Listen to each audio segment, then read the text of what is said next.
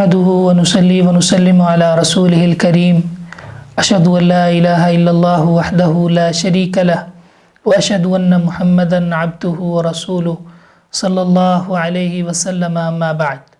صحیح بخاری میں حدیث قدسی ہے، اللہ رب العزت ارشاد فرماتے ہیں یؤذینی ابن آدم یسب الدہر وأنا الدہر بیدی الامر اقلب اللیل والنہار۔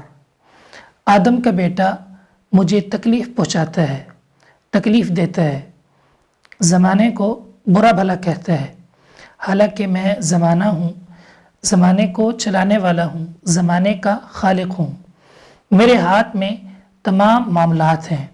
اقلب اللیل والنہار، میں دن اور رات کو الٹ پلٹ کرتا ہوں۔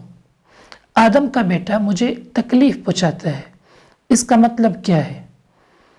شارحین حدیث نے یہ بات لکھی ہے، جاہلیت میں جب لوگوں کو کوئی تکلیف، مصیبت، پریشانی پہنچتی تو اس کا ذمہ دار زمانے کو قرار دیتے اور پھر زمانے پر لعنت کرتے، زمانے پر سب و شتم کرتے، زمانے کو برا بھلا کہتے اور کہتے تبا للدہر، زمانے کا ستیہ ناس ہو، بؤسا للدہر، زمانے کے لیے ناکامی ہو، خیبت الدہر، زمانہ ناکام ہو، زمانے کا ستیہ ناس ہو۔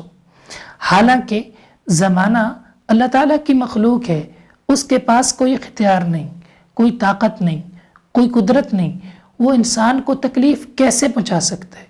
تو یہ جو تکلیف آئی ہے یہ اللہ کی طرف سے آئی ہے۔ تو جب وہ زمانے کو برا بھلا کہتے تھے تو دراصل اللہ رب العزت کو وہ برا بھلا کہتے تھے، کیونکہ زمانے کا خالق، زمانے کو چلانے والا اللہ رب العزت ہے، اللہ رب العزت کی ذات ہے۔ اس لیے اللہ رب العزت نے ارشاد فرمایا کہ آدم کا بیٹا مجھے ایذا پہنچاتا ہے، مجھے تکلیف پہنچاتا ہے، میرے نظام پر اعتراض کرتا ہے، اس کو برا بھلا کہتا ہے۔ رسول اللہ صلی اللہ علیہ وسلم نے منع کیا ہے کہ زمانے کو برا بھلا کہا جائے۔ صحیح مسلم کی حدیث، لا تسب الدہر، لوگو زمانے کو برا بھلا مت کہو۔ کیوں؟ فإن اللہ هو الدہر، کیونکہ زمانے کا خالق اللہ تعالیٰ ہے، زمانے کو چلانے والا اللہ تعالیٰ ہے، زمانے کی تدبیر کرنے والا اللہ تعالیٰ ہے، اس لیے زمانے کو برا بھلا مت کہو۔ رسول اللہ صلی اللہ علیہ وسلم نے منع کیا ہے۔ صحیح مسلم کی دوسری حدیث فرمایا لا یقولن احدکم یا خیبت الدہر، تم میں سے کوئی شخص یہ نہ کہے ہائے زمانے کے لیے ناکامی ہو، زمانے کا ستیہ ناس ہو، یہ الفاظ نہ کہے، کیونکہ اللہ رب العزت زمانہ ہے، اللہ رب العزت زمانے کو چلانے والا ہے، زمانے کی تدبیر کرنے والا ہے۔ تو رسول اللہ صلی اللہ علیہ وسلم نے اس حدیث میں یہ ادب سکھلایا ہے کہ زمانے کو برا بھلا نہیں کہنا، زمانے کو گالی نہیں دینی، زمانے کو سب و شتم نہیں کہنا۔ حافظ ابن قیم رحمہ اللہ تعالیٰ نے زاد المعاد میں زمانے کو برا بھلا کہنے کی 3 خرابیاں لکھی ہیں۔ سب سے پہلی خرابی، جب زمانے کو برا بھلا کہا جائے تو یہ ایک ایسی چیز کو برا بھلا کہنا ہے جو اس کی حقدار نہیں۔ زمانہ اللہ کی مخلوق ہے، اس کے پاس کوئی اختیار نہیں، کوئی طاقت نہیں۔ یہی زمانہ کبھی خوشی آ جاتی ہے، کبھی غمی آ جاتی ہے، کبھی تنگی آ جاتی ہے، کبھی آسانی آ جاتی ہے، تو اس میں زمانے کا کیا قصور ہے؟ دوسری بات، زمانے کو برا بھلا کہنا، اگر کوئی شخص اس کا یہ عقیدہ ہے کہ زمانہ مجھے تکلیف دیتا ہے، زمانہ ہی مجھے برباد کرتا ہے، زمانہ نفع و نقصان کا مالک ہے، تو ایسا شخص اس نے شرک کیا، اس نے زمانے کو اللہ کے ساتھ شریک بنا دیا، جو کہ درست نہیں۔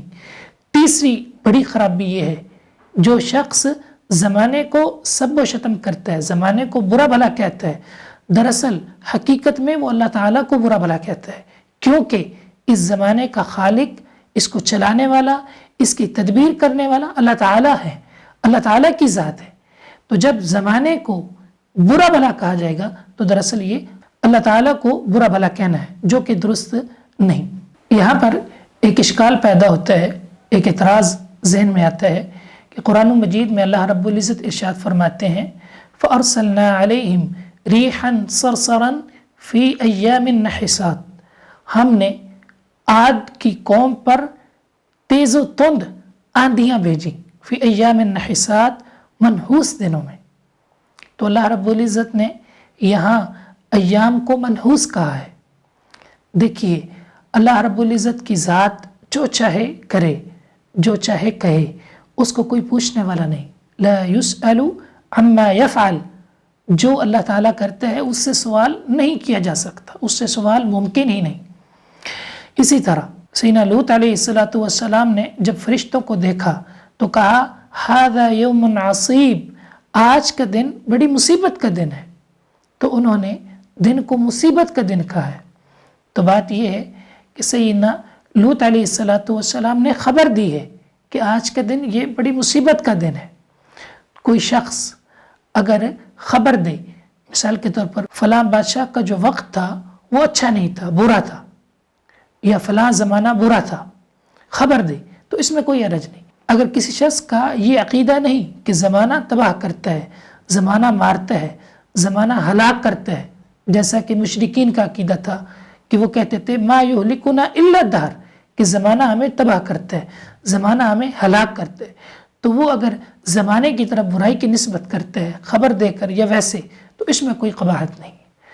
آخری بات یہ ہے کہ بعض لوگوں نے اس حدیث میں ان الدہر سے استدلال کیا ہے کہ الدہر اللہ تعالیٰ کا نام ہے.